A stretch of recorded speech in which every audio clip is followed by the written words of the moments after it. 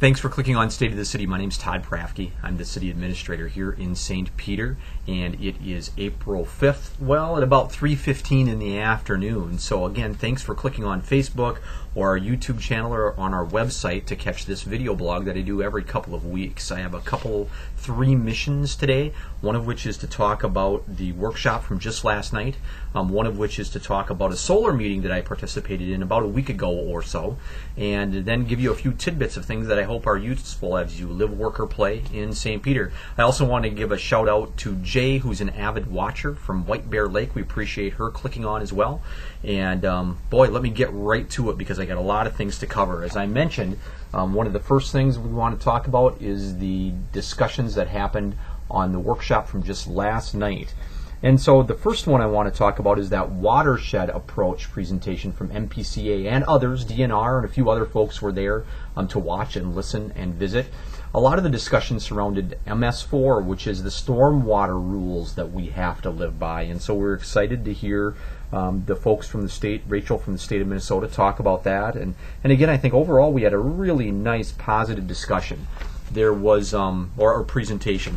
There's lots of information in the council packet, and as always, you can catch this council packet on our website, so you can see all kinds of different things about this watershed approach that's being promoted by Minnesota Pollution Control Agency. You know, this is centered around a lot of Hallet's Pond, and some concerns that property owners in the nearby area have had and what the city does or doesn't do in relation to the pond and the stormwater of about 390 or so acres that's upstream from that, mostly north and west of that location. And so it was good to have some discussion. You know, the council is really in a mode to try and work towards building a trail around that pond, and so the goal is to do that this summer. And so they're pretty well set that that's one of the things that they're going to do. And nothing that they heard last night seemed to prohibit them or shake them from working on that. There will be water testing that's going to go on by a group of volunteers over the next couple of years, and if the water continues to or is believed to be degrading, then there'll have to be more work done by the city and others to help ensure that phosphorus and other contaminants aren't getting into the pond there. And so that's something I think that we'll happily do. And we've done a ton of work upstream from that pond over the last couple of years, mostly in association with the Washington Avenue Link project. And so we hope that that will bear positive fruit, will help things be better in that area.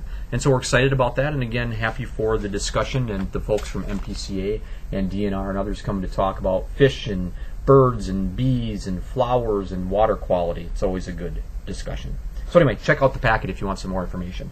Also, we talked about housing subdivision. Now, I've got a lot of information on that too, much more than I could talk about here.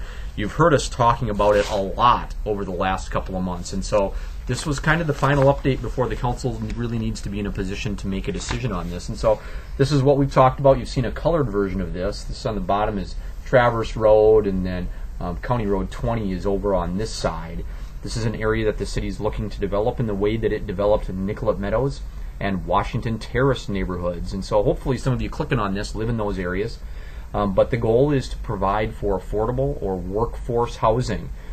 Smaller lots and homes being built on there that we think will be very, very popular, and that the marketplace and all the research that we've done seems to indicate that it'll be very popular with folks that are starting out or folks that are looking to downsize, or certainly folks that are looking for that type of neighborhood with sidewalks in front and neighbors and all that kind of stuff. I'm really excited about this one in the park development that's going to occur too. So we'll see if the council approves that. From a financial standpoint, we're much closer on this than we've ever been. You know, for a while we really struggled to make the numbers work out, but I think we're very, very close at this point. And so the council is going to take some action, I hope, at their next council meeting to decide whether, well, we're going to go forward or we're not going to go forward. And that's okay. This is a tough project. These are hard things to do. There's a lot of work. There's a lot of financing that's necessary. There's some risk involved in this. These are not slam dunk projects. These are tough projects. So if the council wants to go forward, we'll run as hard as we can, as fast as we can to make this all work out.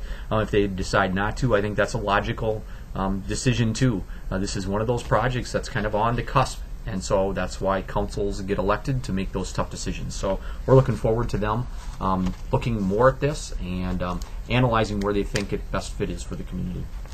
I also want to mention one other one that was on this list, and it relates to community center request for proposals. As some of you know, the school district leases some rooms from us at the first level of the community center. And so there are about 4 rooms down there that they actually lease. And with the advent of all the changes within the school system, building the new high school, and how grades and activities are going to move from building to building, the rooms that are now ECFE are going to be vacated sometime in the summer of 2017. And so what we're doing is we're putting together a request for proposals so folks that are in the building or anyone could propose what they might want to do, what they might want to use those rooms for. One of the priorities for the council continues to be opportunity for daycare, particularly infant daycare. And so they'll give some deference, I guess, to an organization that's going to do that or expand their opportunities there. But it really could be just about any not-for-profit or any activity that's going on could submit a proposal and say, here's what we want to do. Here's what our plan is for that room or all of the rooms or 2 of the rooms, and here's what we're willing to pay. Those are some of the things that will be considered by the City Council. So it's a great way for the council to say, here's what we're doing, tell us what you're interested in, and we'll learn more about you, and let's see where the things match up and what we can do together. And so excited to see that process move forward as well.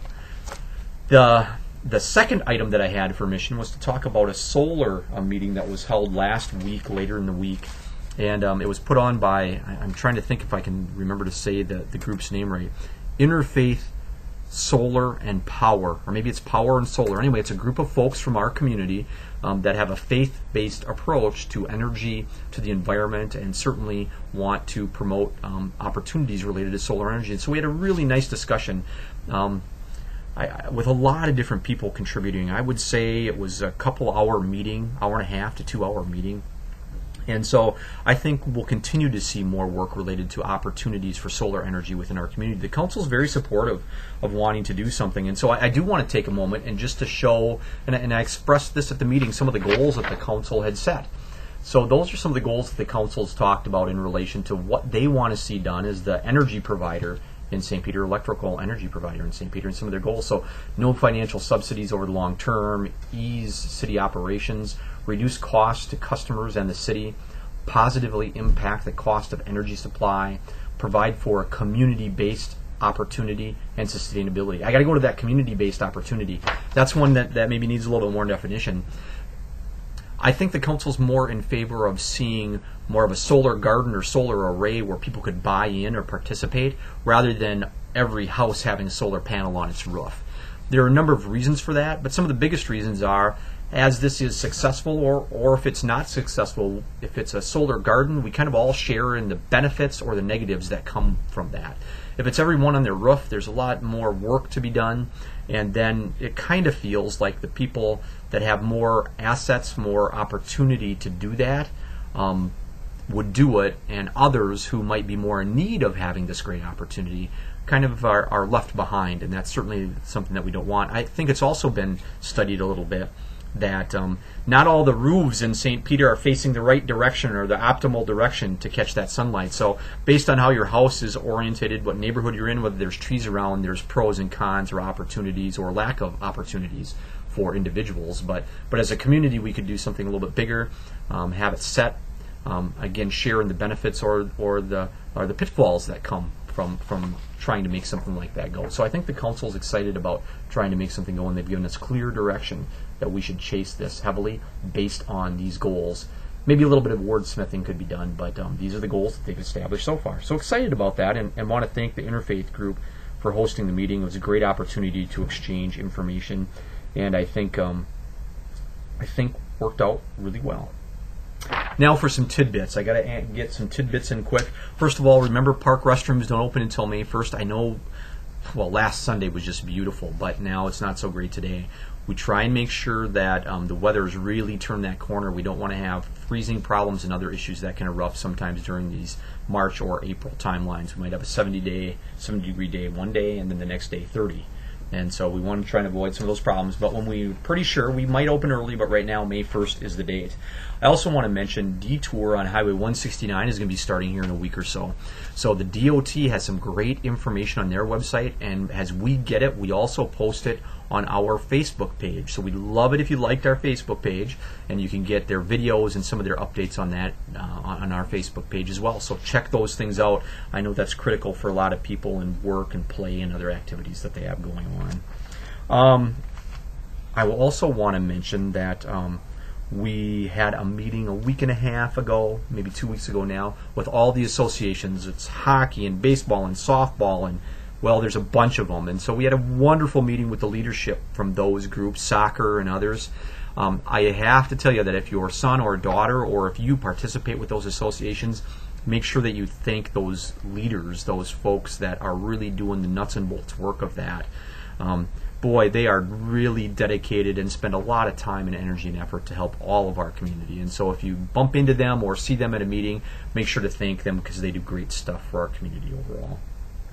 Another couple of quick ones. I do want to mention that the Rivers Edge Hospital, like we say here, exceptional care, close to home. There's been an uptick in services and the change with urgent care. I've had a number of people talk to me and say that change in urgent care has been great.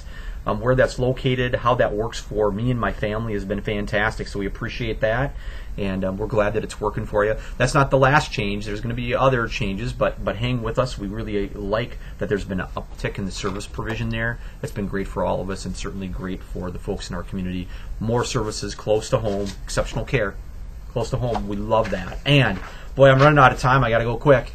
Here you can email me. There's our website. There's our Facebook page. Or call us. Be happy to come out and visit with your group about any of the topics that I talked about here or other topics related to the city. With that, boy, thanks a lot for clicking on State of the City. Hope you have a great rest of the week.